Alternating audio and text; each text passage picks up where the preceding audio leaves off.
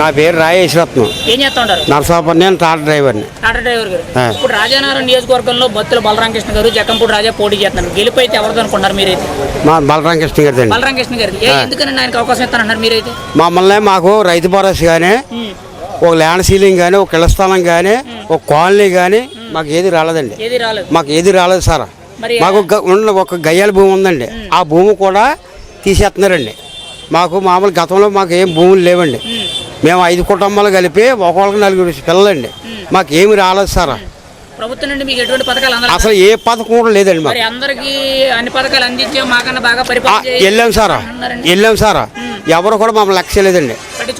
మొన్నండి పాపకే delivery కేసుకి జోగరా హాస్పిటల్లో పెట్టారండి సార్. పెడితే మామూలుగా ఇది సీఎంఆర్ లోన్ మాకు వస్తుందని చెప్పి అంటే తిరిగామండి సార్. తిరిగితే ఆన్లైన్లో పెట్టారండి. పెడితే మామూలుగా ఈ జనసేన తిరిగామని చెప్పి ఆఫ్ చేసారండి. 5 వెళ్ళామండి మేము. 5కి మామూలుగా వాళ్ళు డబ్బులు పడిపోయానండి. నాకు పడలేదు. ఆడపిల్లలు నాకు 3 ఆడపిల్లలండి. నాకు ఏమి రాలేదు సార్. మీరు ఎలా రమ్మంటే అలా వస్తాం సార్. నాకు ఈ పరిపాలన మంచిదండి. మన బత్తుల బలరామకృష్ణ గారి మంచిదండి. మా నరసాపురం మామూలుగా అందులో మామూలుగా నేను నెంబర్ కూడా చేసాను సార్. ఆయన దేవుడండి. హాస్పిటల్ మామూలు అలా తీసుకెళ్తే వచ్చి ఆదుకుంటాడండి.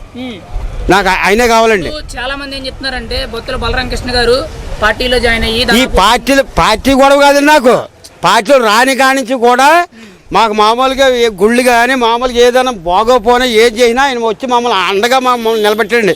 గాజరాడ, నరసాపురం, కనుపూరు మమ్మల్ని నిలబెట్టిన ఆయనండి. మమ్మల్ని ఎవరు ఆదుకోలేదండి. నేను మామూలు పబ్లిక్ చెప్తానండి. ఆయనకేనండి. నేను ఒక్కరు కాదండి. మొత్తం మామూలుగా మొత్తం 100 మంది తీసుకొస్తానండి సార్. నేను ఏంటి గ్లాస్ అండి. గ్లాసు గుర్తండి. గ్లాసు గుర్తుకే జై.